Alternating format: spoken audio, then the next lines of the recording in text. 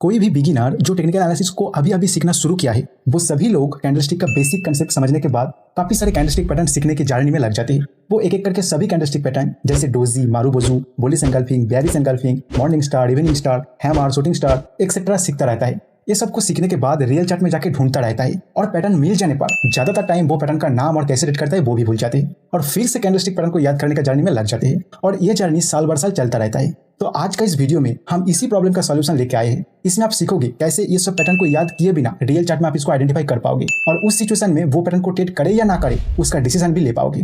तो वीडियो को लास्ट तक जरूर देख। कंसेप्ट को समझने के लिए हमें पहले कैंडलस्टिक का बेसिक फॉर्मेशन को थोड़ा देखना है। कोई कैंडल का ओपन नीचे और क्लोज ऊपर है तो उस कैंडल का कलर ग्रीन होता है और जनरली उसको बुलिश कैंडल माना जाता है। सेकंड, जिस कैंडल का ओपन ऊपर और क्लोज नीचे होता है उसका कलर रेड होता है और जनरली उसको बेयरिश कैंडल माना जाता है।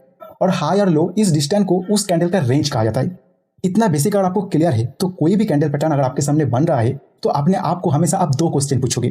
फर्स्ट, उस कैंडल का टोटल रेंज के कंपैरिजन में उसका क्लोज कहां पर हो रहा है। सेकंड, उस कैंडल का साइज अपने प्रीवियस कुछ रिसेंट कैंडल का कंपैरिजन में कैसा है।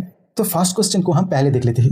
इस क्वेश्चन का आंसर से आप जान पाओगे उस कैंडल में प्राइस को कंट्रोल किसने किया, बायर्स या सेलर्स। जैसे इस कैंडल में आप देख सकते हो प्राइस यहाँ पे ओपन हुआ और थोड़ा नीचे जाने के बाद हाई यहाँ पे बनाया और हाई के थोड़ा ही नीचे ये क्लोज कर गया। तो कैंडल का टोटल रेंज के कंपैरिजन में क्लोज हुआ हाई के नजदीक। मतलब फर्स्ट क्वेश्चन का आंसर से हमें पता चल रहा है इस कैंडल में प्राइस को बायर ने कंट्रोल किया है क्योंकि इसका जो क्लोज है वो हाई के नजदीक है। अभी आप ये कैंडल को देखो, हो सकता है ये एक ग्रीन कैंडल मतलब बुलिश कैंडल, लेकिन टोटल रेंज के कंपैरिजन में अगर हम इसको देखें तो हम देख सकते हैं क्लोज हो रहा है टोटल रेंज के लो के आसपास। इसका मतलब इस कैंडल में प्राइस को कंट्रोल किया है सेलर्स। अभी आप ये दोनों कैंडल को देखो, इसमें एक बुलिश कैंडल और एक बेयरिश कैंडल, लेकिन दोनों ही अपने टोटल रेंज के कंपैरिजन में लगभग मिडिल पॉइंट के आसपास क्लोज किया है। मतलब इस कैंडल सेशन के दौरान ना तो बायर्स और ना सेलर्स प्राइस को कंट्रोल कर पाया। तो यहाँ पे एक इनडिसीजन टाइप का प्राइस एक्शन हुआ है। तो आप याद रखिए कोई कैंडलस्टिक पैटर्न को अगर आप देख रहे हो और उसमें बाय डिसीजन ले रहे हो तो उसमें प्राइस बायर्स का कंट्रोल में होना चाहिए और जब सेल डिसीजन ले रहे हो तो उस कैंडल में प्राइस सेलर का कंट्रोल में होना चाहिए। और जहां पर इनडिसीजन है मतलब प्राइस ना तो बायर्स के कंट्रोल में है और ना तो सेलर्स का कंट्रोल में, वहां पर कोई ट्रेड एंट्री नहीं बनता है। अभी आप कहोगे तो सिंगल कैंडलस्टिक पैटर्न था जिसका प्राइस एक्शन देख के रेंज निकल के हम बता सकते हैं कौन प्राइस को कंट्रोल कर रहा है, लेकिन 2-3 या उससे ज्यादा कैंडलस्टिक लेके जो पैटर्न बनता है उसमें क्या होगा। तो देखिए जब भी आप प्राइस एक्शन को देख के कैंडलस्टिक के हेल्प से प्राइस का कंट्रोल किसके हाथ है ये समझने की कोशिश करते हैं तो आपको सभी कैंडलस्टिक पैटर्न को भूल जाना है एंड लेटेस्ट कैंडल एंड कुछ रिसेंट कैंडल का बिहेवियर को देखना है। जैसे ये एक कैंडल है जो सीधा सीधा दिखाई दे रहा है, इसका क्लोज अपने टोटल रेंज के हाई के पास, मतलब बायर्स इसमें कंट्रोल में है। लेकिन इसमें प्रीवियस 3 नंबर कैंडल को देख के आपको लग रहा है इसमें तो जंप के सेलिंग आया था और प्राइस को पूरी तरह सेलर्स ने कंट्रोल किए थे। तो क्या प्राइस अभी पूरी तरह बायर्स के कंट्रोल में आ पाया या अभी भी सेलर्स के कंट्रोल में ही है। तो इसको देखने के लिए आपको ये तीनों कैंडल का प्राइस एक्शन को एक साथ देखना है, एक कैंडल के हिसाब से इसको देखना है। मतलब इसको एक साथ कंबाइन करना होगा और उसका प्राइस एक्शन से आपको इंटरप्रिटेशन निकालना होगा। तो अभी ये तीनों का लो हो रहा है, ये पॉइंट हाई हो रहा है, ये पॉइंट ओपन हो रहा है यहाँ पे और क्लोज हो रहा है यहाँ पे। तो अभी आपके सामने एक नया कैंडल बन के आ गया। अभी इस नया कैंडल के रेंज के हिसाब से क्लोज है रेंज के हाई के आसपास। तो आप बता सकते हो ये तीनों कैंडल के प्राइस एक्शन में प्राइस को लास्ट तक बायर्स ने ही कंट्रोल कर लिया। अभी आप एक पॉइंट यहाँ पे ध्यान दीजिए, ये जो तीनों कैंडल है इसको एक साथ मॉर्निंग स्टार कैंडलस्टिक पैटर्न कहा जाता है जो एक बुलिश सिग्नल को जनरेट करता है। लेकिन इस मेथड से आप इसका नाम जाने बिना ही प्राइस क्या कहना चाह रहा है इसका इंटरप्रिटेशन निकल लिया है। दूसरा एक एग्जांपल में देखिए, आप ट्रेंड के दौरान एक स्ट्रॉन्ग बुलिश कैंडल बनता है जिसका प्राइस कंप्लीटली बायर्स का कंट्रोल में है। आप अगर याद कर पा रहे हो तो इसको बुलिश मारुबोजू कैंडलस्टिक पैटर्न कहते हैं, लेकिन हमें नाम से कोई लेना देना नहीं है। आप अभी इस कैंडल को देख के सोच रहे हो अगर नेक्स्ट कैंडल बुलिश कैंडल बने तो हम इसमें बाय करेंगे और आगे जाके नेक्स्ट कैंडल एक छोटा सा बुलिश कैंडल बनता है। तो इस सिचुएशन में आपको तुरंत बाय नहीं करना है, आपको ये दोनों को कंबाइन करके देखना है। तो इसका लो बन रहा है यहाँ पे, हाई यहाँ पे, ओपन यहाँ पे और क्लोज यहाँ। तो इस नया कैंडल का रेंज और क्लोज के हिसाब से आपको सीधा सीधा दिखाई दे रहा है इस दौरान प्राइस को सेलर कंट्रोल कर लिया। तो इस सिचुएशन में यहाँ पे कोई बाय ट्रेड नहीं बनता है। फिलहाल का प्राइस एक्शन को इस तरह स्टडी करने के बाद लग रहा है प्राइस यहाँ से रिवर्स हो जाने का चांस बहुत ज्यादा है।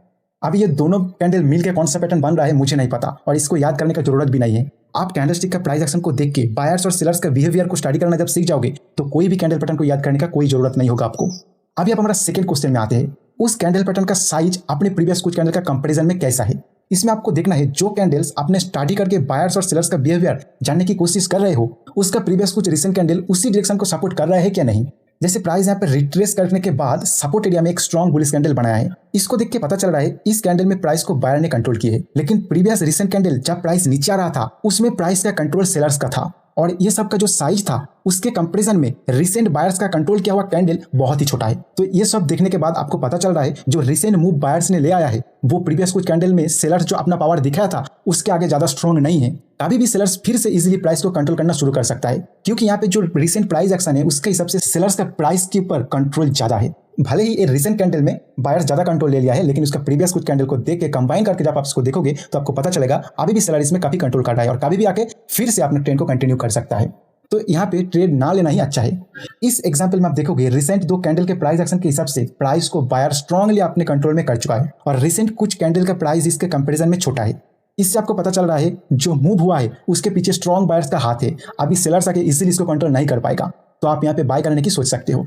और ये केवल आप अपसाइड के लिए नहीं, डाउन साइड के लिए भी कर सकते हो। इसमें आप पहले प्राइस का ट्रेंड को आइडेंटिफाई करने की कोशिश करोगे, फिर प्राइस अगर डाउन ट्रेंड में है या फिर कोई रेजिस्टेंस एरिया में है तो रिसेंट कुछ कैंडल को स्टडी करना शुरू करो। कोई पैटर्न इसमें ढूंढने का जरूरत नहीं है, आपको सिर्फ देखना है रिसेंट 1 या 2-3 कैंडल मिला के सेलर्स का स्ट्रांगली कंट्रोल है क्या नहीं।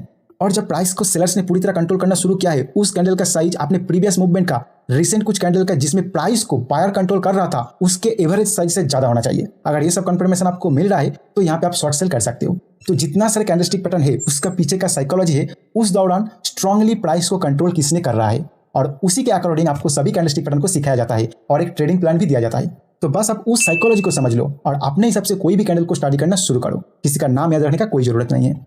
और आज का वीडियो यहीं पे मैं समाप्त करूंगा।